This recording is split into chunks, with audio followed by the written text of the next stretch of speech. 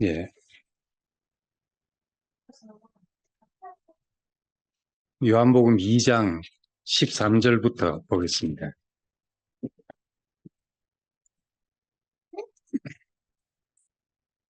유대인의 유월절이 가까운지라 예수께서 예루살렘으로 올라가셨더니 성전 안에서 소와 양과 비둘기 파는 사람들과 돈 바꾸는 사람들이 앉아 있는 것을 보시고 노끈으로 채찍을 만드사 양이나 소를 다 성전에서 내어 쫓으시고 돈 바꾸는 사람들의 돈을 쏟으시며 상을 엎으시고 비둘기 파는 사람들에게 이르시되 이것을 여기서 가져가라.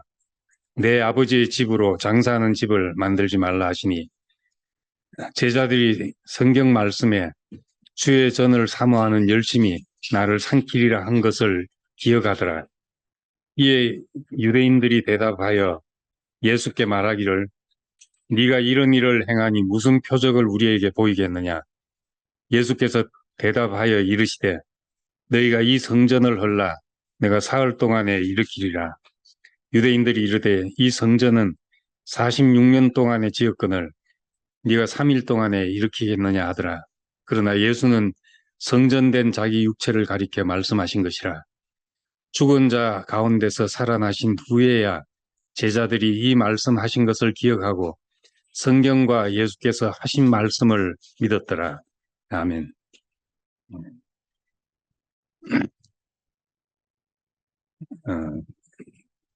우리는 이제 예수님이 나는 마음이 온유하고 겸손하니 그렇게 말씀하셨으니까 온유하고 겸손한 모습만 우리 머릿속에 떠올릴 수도 있지만은 오늘 읽은 이런 데를 보면은 예수님도 30대 초반 청년이시라 가지고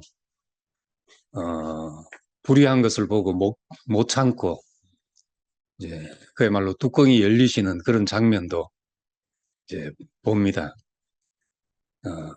부처님처럼 한 80을 사셨으면은 이제 어떻게 달라지셨을지 모르겠는데 예수님에게서 볼 수 있는 모습은 30대 초반 청년의 모습을 우리가 보고 있는 겁니다. 그래서 사람들은 화가 나고 이제 분노가 날 때 정말 속에 있는 이제 모든 게 다 드러나잖아요. 예, 근데 이 뚜껑이 열렸을 때 그 하나님의 말씀이 나오는 사람, 뚜껑이 열렸는데 그 향기가 나는 사람, 그리고 제자들은 이 예수의 모습을 보고 하나님의 말씀이 기억나더라. 이렇게 말합니다. 화가 나서 다 둘러엎고 있는데 거기서 주의 전을 사모하는 열심히 나를 삼키리라 하신 이제 그 말씀이 생각나더라 하는 겁니다. 우리도 이제 우리 속에 있는 것이 그냥 있는 그대로 나오게 될 때 그때 저 사람 속에 저런 것이 있었구나 하는 것을 보게 되는데 그때 정말 뭐 온갖 불의와 추악과 이런 것이 흔히 나타나는데 예수님에게서는 분노가 나는데 하나님 말씀이 흘러져 나온 사람, 뚜껑이 열렸는데 거기서 주의 전을 사모하는 열심히 나를 삼키리라 하는 이 말씀이 생각나는 그런 사람이었다는 겁니다. 그것이 이제 다른 점이라고 할 수 있죠. 원래 성전은 원래 성전의 성질은 하나님의 거처입니다. 그런데 그 용도는 하나님과 사람이 만나는 자리죠. 하나님 거처가 정해지니까 사람이 거기로 가서 하나님을 만날 수 있게 된 것입니다. 그래서 그 성질상은 성전이지만은 용도상은 회막이라고 부릅니다. 하나님과 그 백성이 만나는 자리이기 때문에 회막이라고 그렇게 부릅니다. 그래서 이 회막 또는 그 솔로몬 성전이 있기 전에는 성막이었습니다. 텐트였죠. 텐트는 항상 움직이기 쉬운 것이거든요. 광야 생활을 할 때 텐트를 쳤듯이 유목민들은 늘 텐트 생활을 했습니다. 그러니까 하나님도 함께 그 성막에 거하셨다. 그렇게 말합니다. 모세가 계시받은 식양대로 하면은 돌로 견고하게 지은 집이 아니고 텐트가 돼서 움직일 수 있는 그런 집이었습니다.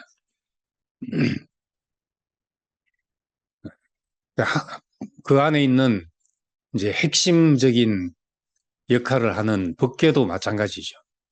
예, 법궤 하나님의 임재의 상징이라고 하면은 우리가 생각할 때는 정말 견고하게 이렇게 만들었을 텐데 이상하게 조각목에 금을 입혀서 만들어서 거기에 고리를 네 군데 만들고 막대를 끼워서 항상 들고 움직일 수 있도록 이렇게 지어놨다는 겁니다.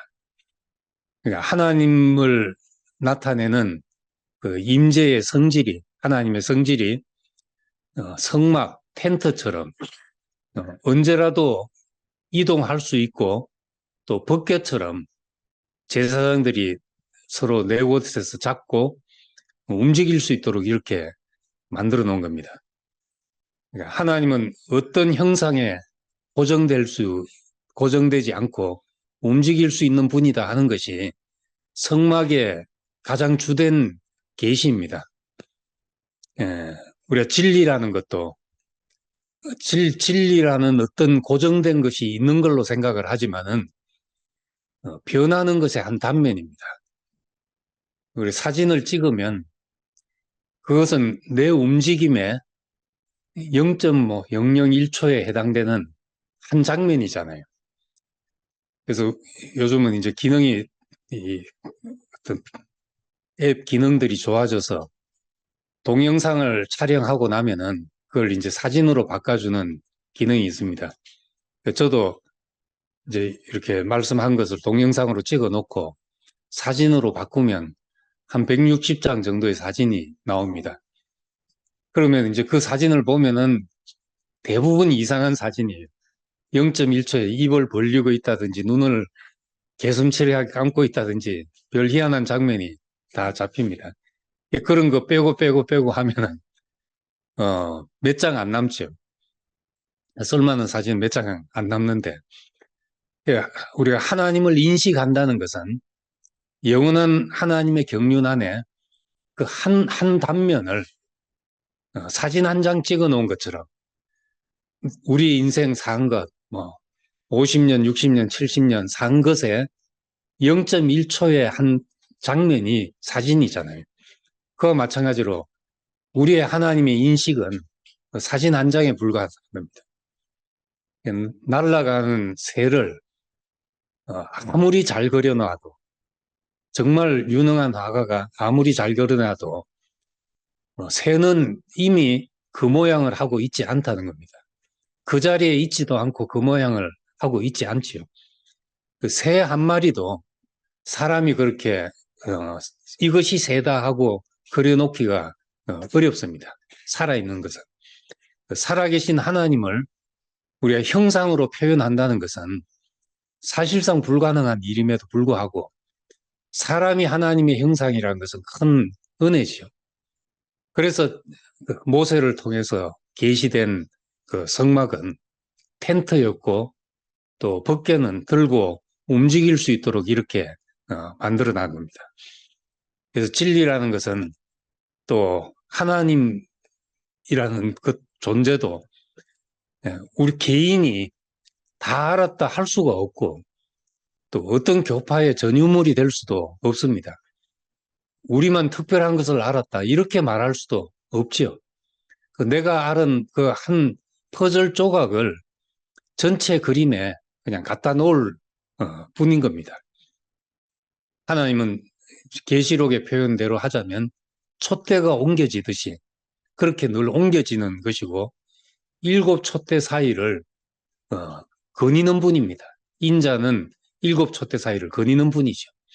그것은 무엇에도 고정되어 있지 않은 하나님을 우리가 그렇게라도 이제 표현한 것이죠. 예, 창세기 28장에 보면은 처음 하나님의 집에 대한 개념이 야곱을 통해서 계시가 됩니다. 야곱이 가장 공고한 자리에 있을 때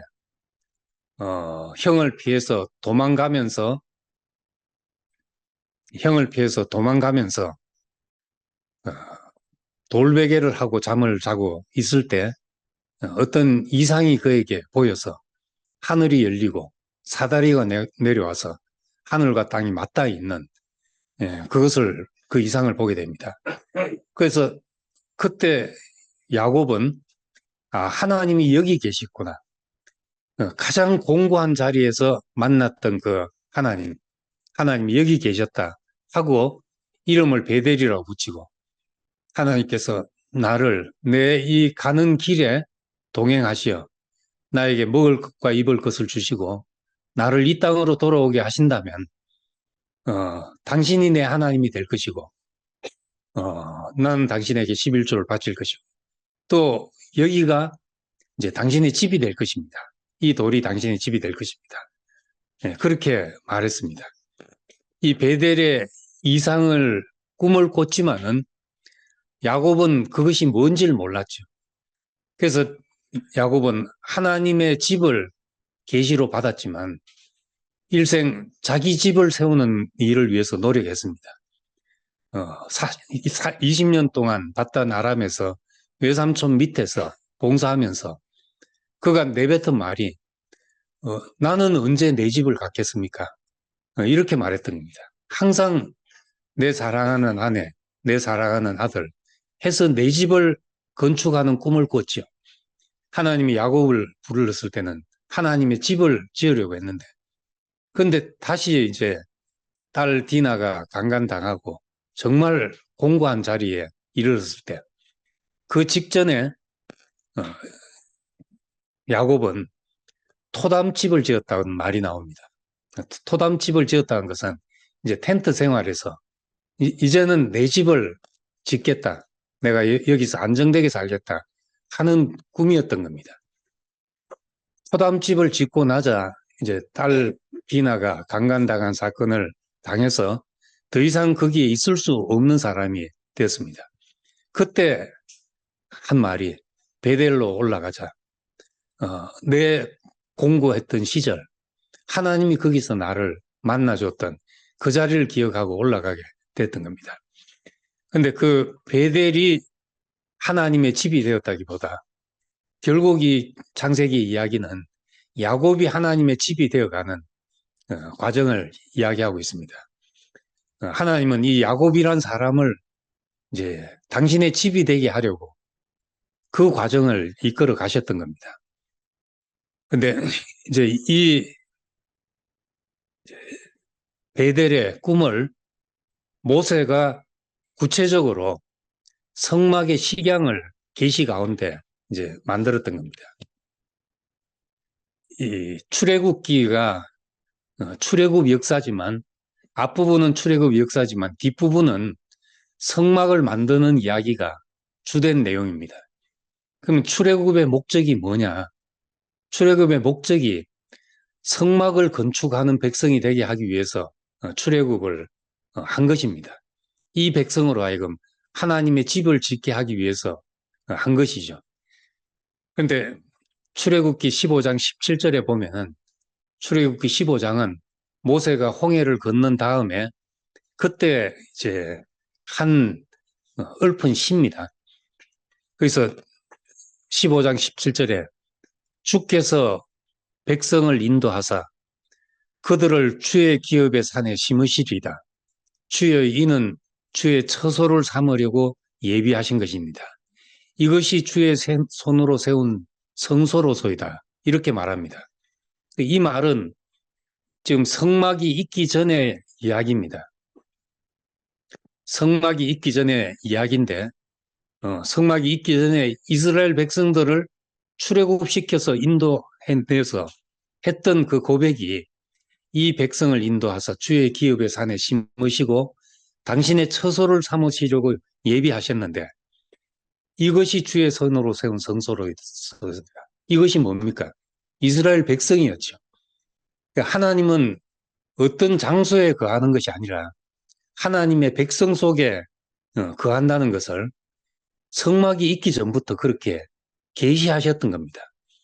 창세기에서는 우리가 깊이 들여다보면 베델이라는 장소가 하나님의 집이 아니라 야곱이라는 사람이 하나님의 집이 된 것입니다.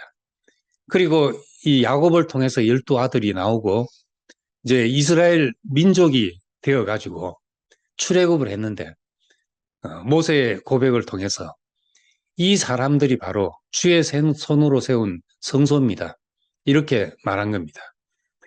이 성전은 하나님과 사람을 한자리에서 만나게 하는 연합을 나타내는 겁니다. 그래서 이 창세기에 흙으로 사람을 지으시고 생기를 불어넣으셨다. 이것이 하나님과 사람의 연합의 이제 계시죠. 사람을 우리의 모양과 우리의 형상대로 짓자. 당신은 실제가 되고 우리는 그 형상이 되어서 그 만나지는 것. 이 관계. 흙에다 생기를 불어넣어서 산원이 되게 하는 것. 갈비뼈로 하와를 만드신 것. 이것이 전부 하나님과 사람이 공존하는 형태인 겁니다. 함께 있는 형태인 겁니다. 창세기 1장과 2장에 하나님의 목적과 그 계획이 구체적인 건축의 형태로 나타난 것이 이제 성막이었죠. 성막인데 이 성막은 우리가 잘 비유하듯이 달을 가리키는 손가락이라는 겁니다. 그것은 우리 말로 하자면 예표이고 형상인 거죠. 그 실제는 뭔가 하나님의 거처가 되는 사람이 바로 그 성막인 겁니다. 그래서 요한계시록 마지막에도 새 예루살렘 성이라는 성도 어린 양의 신부라고 그렇게 말합니다. 사람들이 새 예루살렘 성이지요. 그 눈으로 우리가 다시 창세기부터 본다면은 하나님은 당신의 거처를 삼으시려고 뭘 하셨는가? 사람을 지으시고 사람을 선택하시고 사람 속에 당신의 거처를 삼으셔서 하나님과 사람이 만나지려고 그렇게 하셨던 겁니다. 그래서 이제 그 다음에 솔로몬이 다윗이 성전을 지으려고 했다가 솔로몬이 성전을 지었습니다. 그때도 우리가 성경을 자세히 들여다보면 이 집을 짓는 것이 하나님의 소원이었나 아니면은 다윗과 솔로몬의 생각이었나. 우리 사무엘하 7장을 보면은 다윗이 자기를 위해서 백향목으로 궁전을 짓고 나서 마음에 찔리는 것이 나는 백향목궁에 거하는데 하나님은 아직도 성막에 텐트 속에 거하신다. 이것이 이제 마음에 걸려가지고 하나님의 집을 짓고 싶은 소원이 생겼습니다. 근데 다윗에게 한 말이 네가 나를 위해서 살 집을 짓겠냐? 이스라엘 자손을 애굽에서 인도하였던 날로부터 오늘까지 나는 집에 살지 않고 장막과 텐트 속에 살았다. 성막 속에 안에서 내가 있었다. 그리고 내가 언제 너희가 어찌하여 나를 위하여 백향목 집을 짓지 않냐? 이렇게 한 적이 있냐? 사무엘하 7장에 보면 그런 말씀이 나옵니다. 그러면서 한 말이 네가 나를 위해 집을 짓는 게 아니라 하나님이 너를 위해서 집을 짓는다. 이것을 나단 선지자를 통해서 말씀했습니다.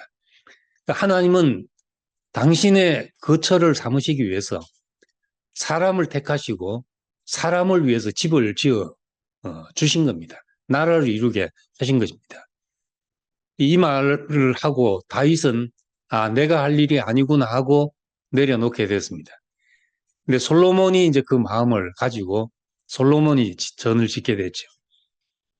열왕기하 7장 12절 이하에 보면은 그 솔로몬이 성전을 짓고 나서 이렇게 말합니다.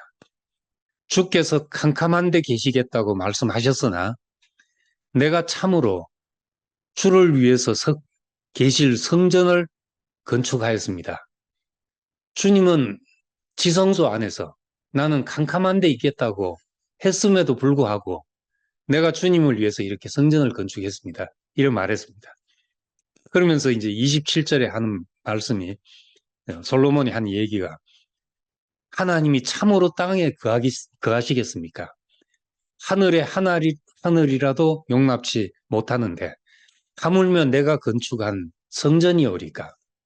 하나님이 어째 사람이 손으로 만든 집에 거하겠습니까? 이렇게 이제 고백을 했습니다.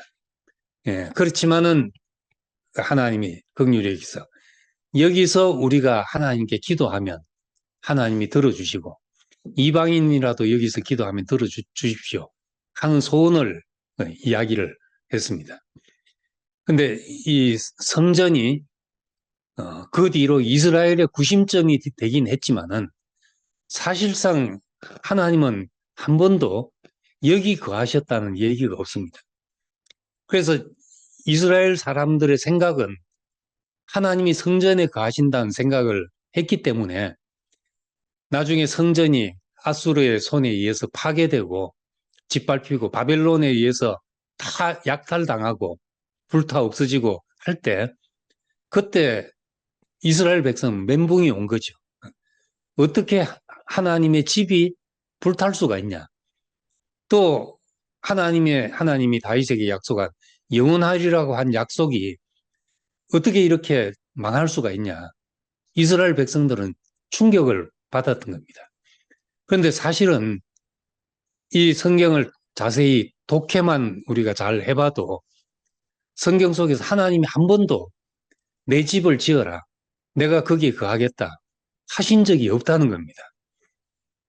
하나님은 항상 캄캄한 데 계시고 사람을 주의 처소로 삼으시고 사람을 다루시고 그 연단된 사람 속에서 하나님이 나타나셨던 것이지 어떤 공간 속에 거하신 적이 없었던 것이죠. 그래서 지성소라는 캄캄한 데 거하시는 하나님 그것을 모형으로 했지만은 그것은 예표고 그냥 달을 가리키는 손가락에 불과한 것이었습니다. 이 얘기를 사도행전에 스테반이 아주 명백하게 이야기를 합니다.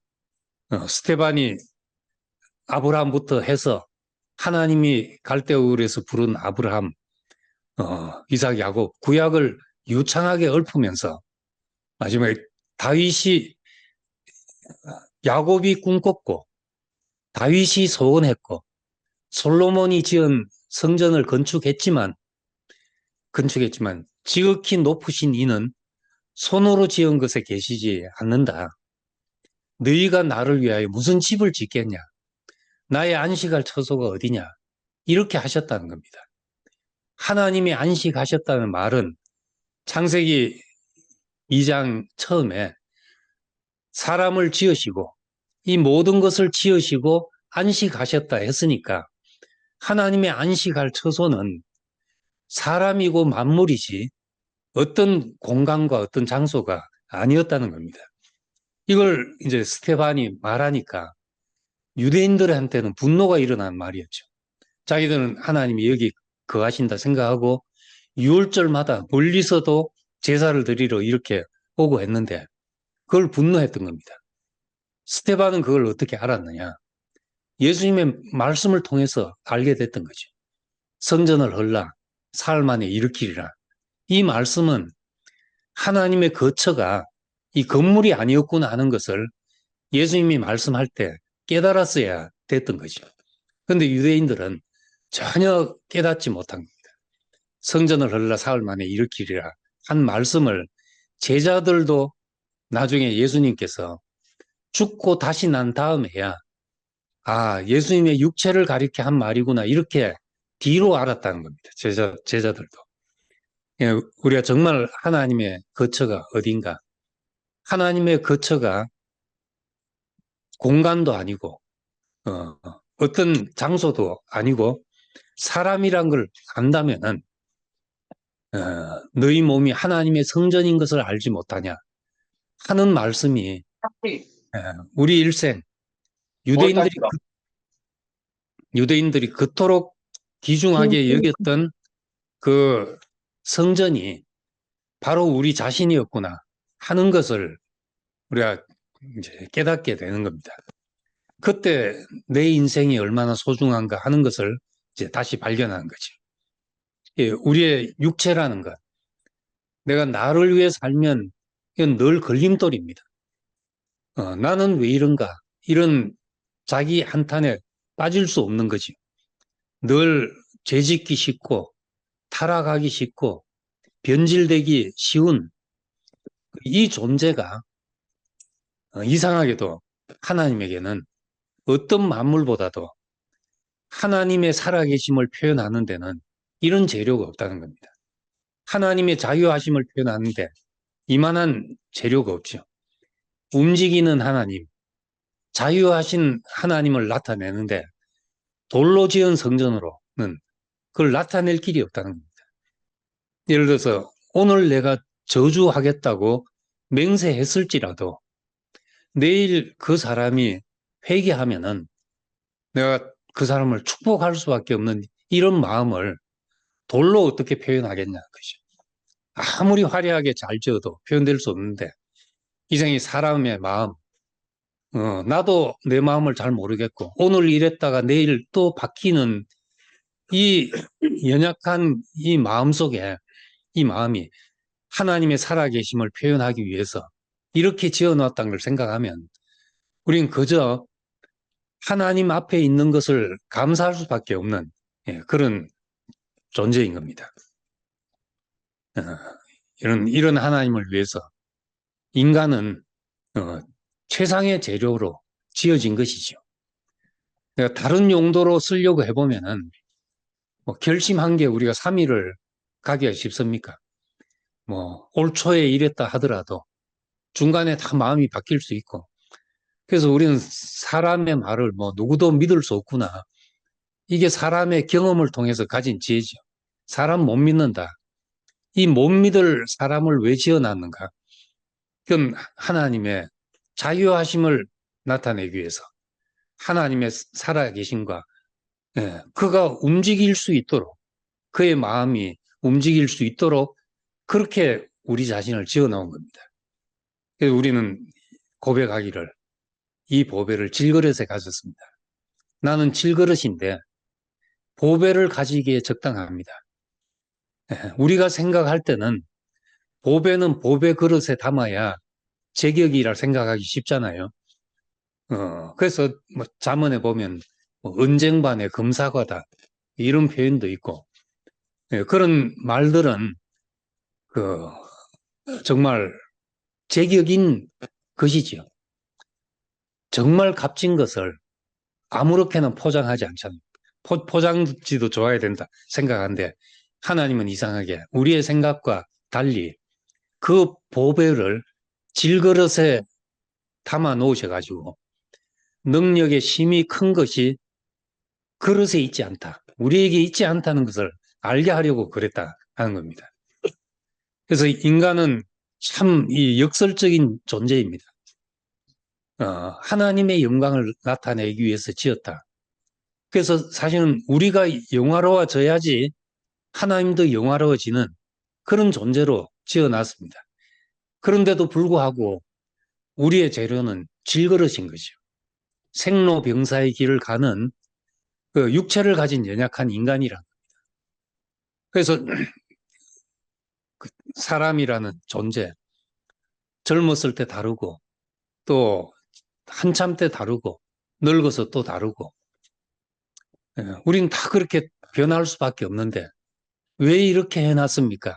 하나님께 묻는다면 어, 그 말씀이죠. 우리 보화를 질그릇에 담았다.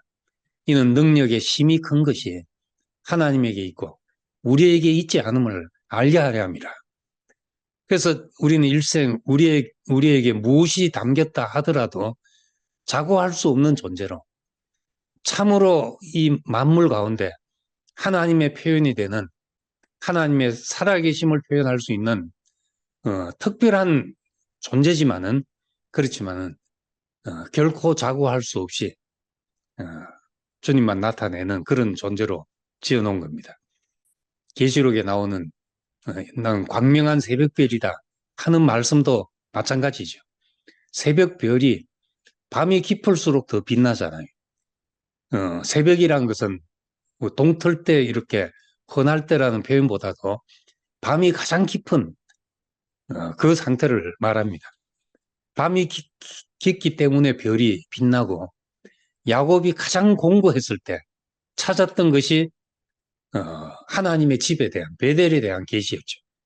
그리고 가장 두려운 순간에 베델로 올라가자 그렇게 했던 겁니다. 그리고 우리 인생도 언제 우리에게서 하나님의 집이 나타나는가? 우리가 뭘 잘하려고 하고 제사를 잘 지내려고 하고 뭐 성전을 어떻게 잘 가꾸려고 하고 이때가 아니라 내 인생의 가장 공고한 자리에서 우리가 하나님의 집이 되는 이 신비한 축복, 이 역설이 우리에게 나타나는 겁니다. 하나님의 영광, 하나님의 은혜, 이것은 육체 속에 와야 빛이 나는 거죠. 그것이. 그래서 이 우주적인 하나님의 집을 짓는데 우리 같은 많은 재료가 필요한 겁니다. 내 한 사람이 하나님의 거처다. 이렇게 될 수 없죠. 해 뜨는 데부터 해 지는 데까지 모든 사람을 불러 모으신다.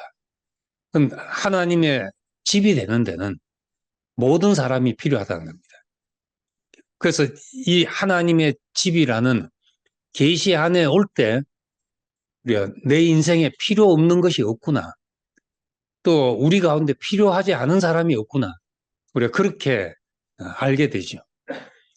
내가 나를 쓰면 나는 불만족 투성인데 하나님이 나를 쓰시면 불필요한 것이 없는 사람이 됩니다.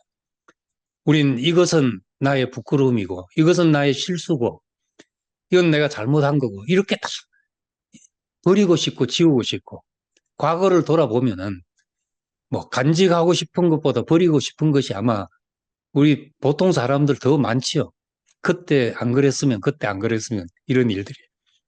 근데 이것까지라도 다 필요하다고 말하는 분은 하나님밖에 없을 겁니다. 예, 우리 존재를 그렇게 완전하게 쓸 수 있는 분, 내 전 존재가 완전한 구원이 되게 하시는 분, 하나님의 집이 되는 이 목적에 우리가 재료로 쓰여질 때만 우리 인생에 하나도 버릴 것이 없는 사람이 되고 우리 가운데 하나도 버릴 사람이 없는 축복을 누리게 됩니다. 그래서 에베소서 2장에 만물을 충만케 하신 그 충만인 하나님의 집을 말씀하면서 에베소서 2장에는 마디와 마디가 연결되어서 우리가 하나님의 집으로 지어져 가느니라.